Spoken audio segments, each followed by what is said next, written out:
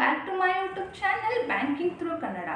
ನೋಡಿ, ನಿಮಗೇನಾದರೂ ತಲೆಯಲ್ಲಿ ನನಗೆ RRB ಕ್ಲರ್ಕ್ ಆಗಿ ಜಾಯ್ನ್ ಆಗಬೇಕು, ಏಕೆಂದರೆ ನನಗೆ ಇಂಟರ್ವ್ಯೂನ ಫೇಸ್ ಮಾಡೋಷ್ಟು ಧೈರ್ಯ ಇಲ್ಲ, ಅಥವಾ RRB PO ಅಲ್ಲಿ ಕ್ವೆಶನ್ ಲೆವೆಲ್ಸು ತುಂಬಾ ಜಾಸ್ತಿ ಇರುತ್ತೆ ಆ್ಯಂಡ್ ಕಟ್ ಆಫ್ ಕೂಡ ಅದರ ಲೆವೆಲ್ಗೆ ಇರುತ್ತೆ, ಬಟ್ ನನಗೆ ಅಷ್ಟೊಂದು ಪ್ರಾಕ್ಟೀಸ್ ಆಗಿಲ್ಲ. ಸೊ RRB ಕ್ಲರ್ಕ್ನೇ ನಾನು ಫಸ್ಟ್ ಮಾಡಿಕೊಂಡು ಆಮೇಲೆ ನೋಡ್ತೀನಿ ಅನ್ನೋ ಥಾಟ್ ಇತ್ತು ಅಂದರೆ.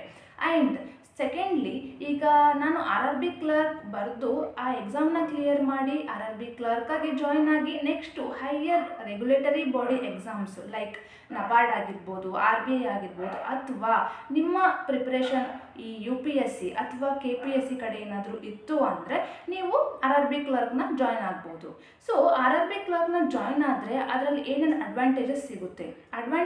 ಅಡ್ವಾಂಟೇಜಸ್ ಅನ್ನೋದಕ್ಕಿಂತ ನಿಮ್ಮ ವರ್ಕಿಂಗ್ ಟೈಮ್ ಏನಿರುತ್ತೆ, ನಿಮ್ಮ ಸ್ಯಾಲ್ರಿ ಸ್ಟ್ರಕ್ಚರ್ ಏನಿರುತ್ತೆ, ಆ್ಯಂಡ್ ನಿಮ್ಮ ವರ್ಕ್ ಲೋಡ್ ಯಾವ ಥರ ಇರುತ್ತೆ, ಬೇಗ ಹೋಗ್ಬೋದಾ ಅಥವಾ ತುಂಬ ವರ್ಕ್ ಇರುತ್ತಾ, ಏನಿರುತ್ತೆ ವರ್ಕ್ ಪ್ರೊಫೈಲ್ ಅನ್ನೋದನ್ನು ನೀವು ತಿಳ್ಕೊಬೇಕಾಗುತ್ತೆ ಅಲ್ವಾ.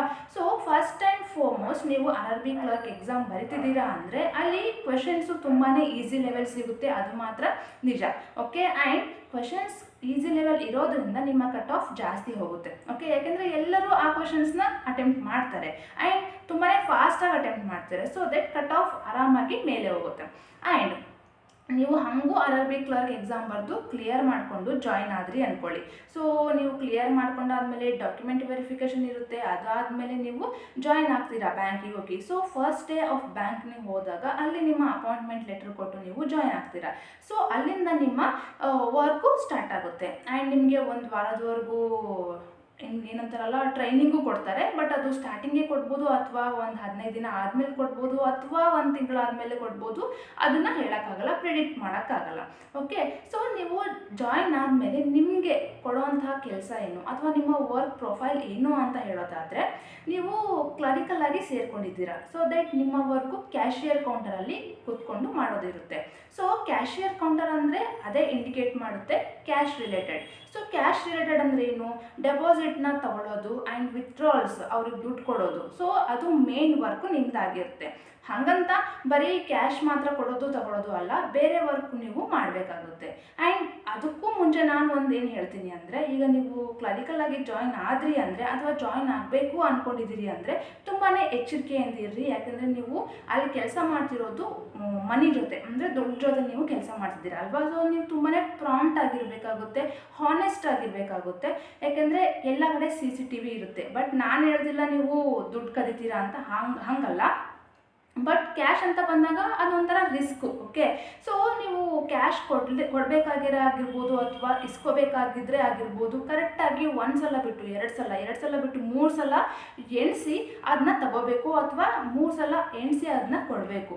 ತುಂಬಾ ಎಚ್ಚರಿಕೆಯಿಂದ ಇರಬೇಕಾಗುತ್ತೆ. ಯಾಕೆಂದರೆ ಬ್ಯಾಂಕಲ್ಲಿ ವರ್ಕಿಂಗ್ ಅವರ್ ಸ್ಟಾರ್ಟ್ ಆಗೋದೆ ಬೆಳಗ್ಗೆ 10 ಗಂಟೆಯಿಂದ ಹಿಡಿದು ಸಾಯಂಕಾಲ 4-4:15ವರೆಗೆ ಕ್ಯಾಶ್ನ ಕ್ಲೋಸ್ ಮಾಡ್ತೀವಿ. ಬಟ್ ಅಲ್ಲಿವರೆಗೂ ಒಂದೊಂದು ಸಲ ಹೇಳೋಕ್ಕಾಗಲ್ಲ, ಹೆವಿ ಏನಂತ ಕ್ರೌಡ್ ಇರ್ಬೋದು, ರಶ್ ಇರ್ಬೋದು ಬ್ಯಾಂಕು. ಸೊ ನಿಮಗೆ ಆ ರಶಲ್ಲಿ ಏನೋ ಮರ್ತಾಗಿರ್ಬೋದು ಅಥವಾ ಕನ್ಫ್ಯೂಷನಲ್ಲಿ ಆಗಿರ್ಬೋದು. ಸೊ ಈ ಥರ ಚಾನ್ಸಸ್ ಆಗ್ತಿರ್ತವೆ. ಸೊ ನೀವು ತುಂಬಾ ಪೇಷನ್ಸಿಂದ ವರ್ಕ್ನ ಮಾಡಬೇಕಾಗುತ್ತೆ, ಯಾಕಂದರೆ ನಿಮ್ಮ ಕೈಯಲ್ಲಿ ದುಡ್ಡಿರುತ್ತೆ. ಆ್ಯಂಡ್ ಯಾಕೆ ಇಷ್ಟೆಲ್ಲ ಹೇಳ್ತಿದ್ದೀನಿ ಅಂದರೆ, ಎಟ್ ಲಾಸ್ಟ್ 4-4:15ವರೆಗೆ ನೀವು ಕ್ಯಾಶ್ ಕ್ಲೋಸ್ ಮಾಡಿದ್ರಿ ಅಂದರೆ ನೀವು ಕ್ಯಾಶ್ನ ಟ್ಯಾಲಿ ಮಾಡ್ಕೋಬೇಕು. ಸಿಸ್ಟಮಲ್ಲಿ ಇವತ್ತೇನು ಟ್ರಾನ್ಸಾಕ್ಷನ್ಸ್ ಆಗಿದ್ದಾವೆ ದುಡ್ಡಿಂದು, ಸೊ ಅಲ್ಲಿ ಏನು ತೋರಿಸ್ತಿದೆ, ನಿಮ್ಮ ಹ್ಯಾಂಡಲ್ಲಿ ಅಂದರೆ ನಿಮ್ಮ ಬ್ಯಾಂಕಲ್ಲಿ ಕ್ಯಾಶು ಅಷ್ಟೇ ಇರಬೇಕು, ಫಿಸಿಕಲ್ ಕ್ಯಾಶು ಕೂಡ ಅಷ್ಟೇ ಇರಬೇಕು. ಸೊ 2 ಟ್ಯಾಲಿ ಆಗಬೇಕು. ಅಲ್ಲಿ ನೀವು 1 ರೂಪಾಯಿನೂ ಹೆಚ್ಚು ಕಮ್ಮಿ ಮಾಡೋಂಗಿಲ್ಲ. ಹಂಗೆ ಮಾಡಿದ್ರಿ ಅಂದರೆ ತಿಳ್ಕೊಳ್ಳಿ, ಇದು ಏನು ಶಾರ್ಟೇಜ್ ಆಗಿತ್ತು ಅಂದ್ಕೊಳ್ಳಿ. ಸಪೋಸ್ ಆ ಶಾರ್ಟೇಜ್ ಆಗಿದ್ದರೆ ಅದು 10 ರೂಪಾಯಿ ಆಗಿರ್ಬೋದು, 1000 ರೂಪಾಯಿ ಆಗಿರ್ಬೋದು, ಅದನ್ನ ನೀವೇ ಕೊಡಬೇಕು. ಓಕೆ, ಯಾಕೆಂದರೆ ಕ್ಯಾಶಿಯರ್ ಕೌಂಟರಲ್ಲಿ ಕೂತ್ಕೊಂಡಿರೋರು ನೀವು, ಅದು ನಿಮ್ಮ ನೆಗ್ಲಿಜೆನ್ಸಿಯಿಂದ ಆಗಿರ್ಬೋದು ಅಥವಾ ನೀವೇನೋ ಕನ್ಫ್ಯೂಷನಲ್ಲಿ ಇಟ್ಕೊಂಡು ಕೊಟ್ಟಿರ್ಬೋದು, ಹೇಳೋಕ್ಕಾಗಲ್ಲ. ಬಟ್ ಆ ಕೆಲಸ ಮಾಡಿದವ್ರು ಯಾರು? ನೀವು. ಸೊ ಆವಾಗ ಯಾರೂ ಬರಲ್ಲ. ನೀವು ಆ ಒಂದು 10 ರೂಪಾಯಿನೇ ಆಗಿರ್ಬೋದು, 1000 ರೂಪಾಯಿನೇ ಆಗಿರ್ಬೋದು, ನೀವೇ ಅದನ್ನ ಹಾಕಿ ಕ್ಯಾಶ್ ಟ್ಯಾಲಿ ಮಾಡಬೇಕಾಗಿರುತ್ತೆ. ಸೊ ತುಂಬಾ ಎಚ್ಚರಿಕೆಯಿಂದ ನೀವು ಕೆಲಸ ಮಾಡಬೇಕು. ಓಕೆ, ಆ್ಯಂಡ್ ಕ್ಯಾಶ್ ರಿಲೇಟೆಡ್ ಆಯಿತು. ನೆಕ್ಸ್ಟ್ ಏನು? ಡೆಪಾಸಿಟ್ ವಿತ್ಡ್ರಾಲ್ ಆದಮೇಲೆ ನಿಮಗೆ ನೆಫ್ಟ್ ಕೂಡ ನೀವು ಮಾಡಬೇಕಾಗುತ್ತೆ, RTGS ಕೂಡ ನೀವು ಮಾಡಬೇಕಾಗುತ್ತೆ. ಅದನ್ನ ಹೇಳ್ಕೊಡ್ತಾರೆ, ಅದ್ರ ಬಗ್ಗೆ ಭಯ ನಿಮಗೇನು ಬೇಡ.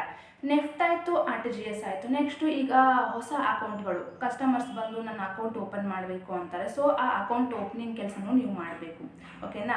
ಆ ಅಕೌಂಟ್ ಓಪನಿಂಗ್ ಆ್ಯಂಡ್ ಈಗ ಚಿಕ್ಕ ಕೆಲಸ ಇರ್ತವೆ. ಮೊಬೈಲ್ ನಂಬರ್ ಚೇಂಜ್ ಮಾಡೋದು, ಅಡ್ರೆಸ್ನ ಚೇಂಜ್ ಮಾಡೋದು, ಅಥವಾ ಆಧಾರ್ ಲಿಂಕ್ ಮಾಡೋದು, ಪ್ಯಾನ್ ಲಿಂಕ್ ಮಾಡೋದು, ಆಧಾರು ಆಮೇಲೆ ಪ್ಯಾನ್ ಲಿಂಕ್ ಆಗಿದಾವೋ ಇಲ್ಲೋ ನೋಡ್ಕೊಳ್ಳೋದು, ಅದನ್ನ ಕಸ್ಟಮರ್ಸಿಗೆ ಹೇಳೋದು. ಸೊ ಈ ಥರ ಸಣ್ಣ ಪುಟ್ಟ ಕೆಲಸಗಳು ನಿಮ್ಮ ಹತ್ರ ಬರ್ತವೆ, ನೀವು ಅದನ್ನ ಮಾಡಬೇಕಾಗುತ್ತೆ.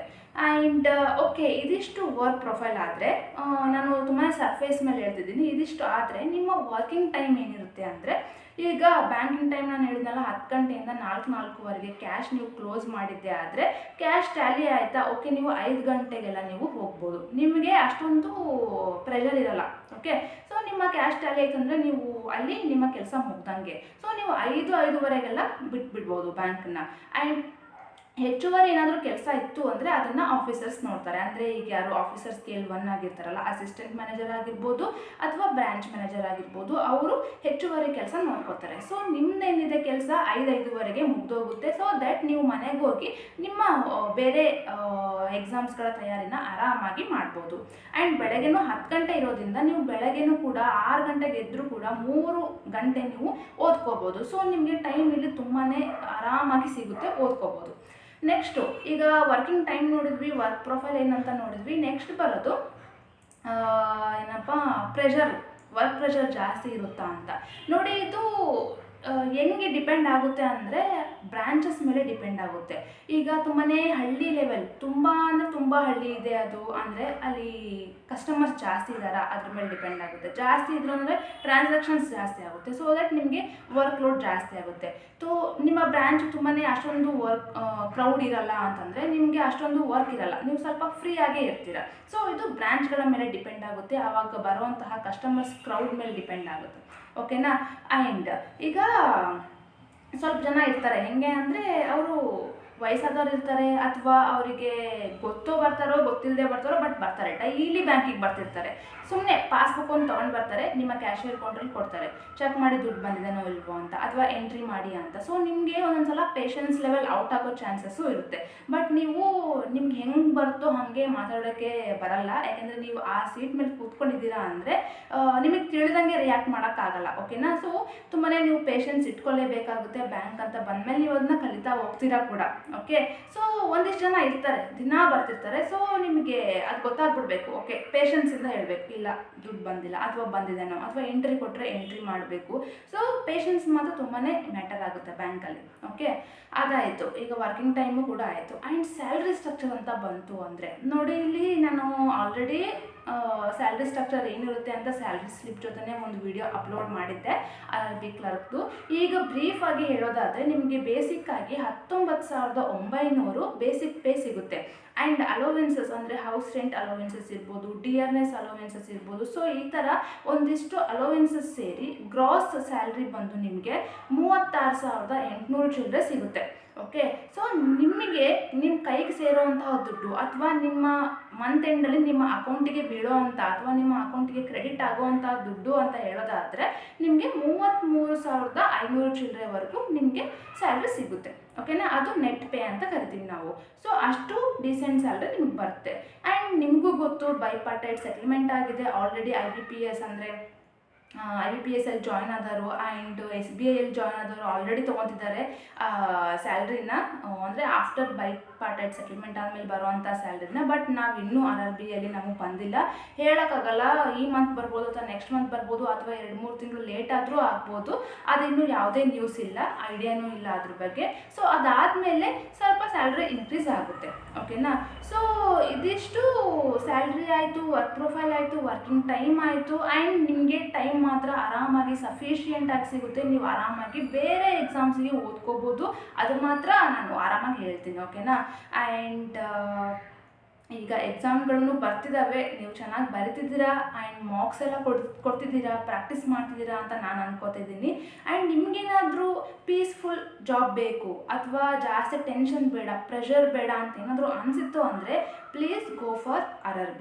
ಓಕೆನಾ? ನಾನು ಹಳೆ ವಿಡಿಯೋಲ್ಲೂ ಕೂಡ ಹೇಳಿದ್ದೆ, ನೀವು ಆರಾಮಾಗಿರ್ತೀರ, ಅಷ್ಟೊಂದು ಪ್ರೆಷರ್ ಇಲ್ಲ, ಅಷ್ಟೊಂದು ನಿಮಗೆ ಮೇಲಿಂದ ಈ ಟಾರ್ಗೆಟ್ ಮುಗಿಸು ಆ ಟಾರ್ಗೆಟ್ ಮುಗಿಸು ಅಂತವೇನಿರಲ್ಲ, ಆರಾಮಾಗಿ ಮಾಡ್ಕೋಬೋದು. ಓಕೆನಾ? ಪ್ರೆಷರ್ ಕಮ್ಮಿ ಅಂತ ಹೇಳೋದಾದರೆ RRB ನೀವು ಆರಾಮಾಗಿ ಜಾಯ್ನ್ ಆಗ್ಬೋದು. ನಮಗೆ ಸ್ಯಾಲ್ರಿ ಅಂತ ನೋಡಿದಾಗೂ ಕೂಡ ಬೇರೆ ಬ್ಯಾಂಕಿಗೆ ಕಂಪೇರ್ ಮಾಡಿದಾಗ ಡಿಫ್ರೆನ್ಸ್ ಅನಿಸುತ್ತೆ. ನೀವು ಸಿಟಿ ಲೆವೆಲಿಗೆ ಹೋದಾಗ ಅಲ್ಲಿ ಖರ್ಚು ಆ್ಯಂಡ್ ಹಳ್ಳಿಯಲ್ಲಿದ್ದಾಗ ಇಲ್ಲಿ ಖರ್ಚನ್ನು ಕಂಪೇರ್ ಮಾಡಿದರೆ ಅಲ್ಲೇ ನಿಮಗೆ ಗೊತ್ತಾಗುತ್ತೆ. ಓಕೆನಾ? ಸೊ ಬರ್ತಾ ಬರ್ತಾ ಸ್ಯಾಲ್ರಿಗಿನ್ನ ಮನಸ್ಸಿಗೆ ನೆಮ್ಮದಿ ಅನ್ನೋದು ತುಂಬಾ ಇಂಪಾರ್ಟೆಂಟ್ ಆಗುತ್ತೆ. ಅದಕ್ಕೆ ನೀವು ವೈಸಾಗಿ ಚೂಸ್ ಮಾಡ್ಕೊಳ್ಳಿ ಯಾವುದಕ್ಕೆ ನಾನು ಸೇರ್ಕೋಬೇಕು ಅಂತ. Okay, and that's it. ಮತ್ತಿನ್ನೇನೂ ಇಲ್ಲ. ಬೇರೆ ಎಕ್ಸಾಮ್ಗಳಿಗೆ ಪ್ರಿಪೇರ್ ಆಗಬೇಕು ಅಂತ ಅಂದ್ರಿ ಅಂದರೆ ನೀವು RRB ಕ್ಲರ್ಕ್ಗೆ ಜಾಯ್ನ್ ಆಗೋದು ತುಂಬಾ ಬೆಟರ್ ಅನ್ನೋದು ನನ್ನ ಒಂದು ಅಡ್ವೈಸ್. ಓಕೆನಾ? And that's it. ಮತ್ತೆ ನೆಕ್ಸ್ಟ್ ವಿಡಿಯೋಲಿ ಸಿಗೋಣ. ಅಲ್ಲಿವರೆಗೂ ಟೇಕ್ ಕೇರ್. ಬಾಯ್.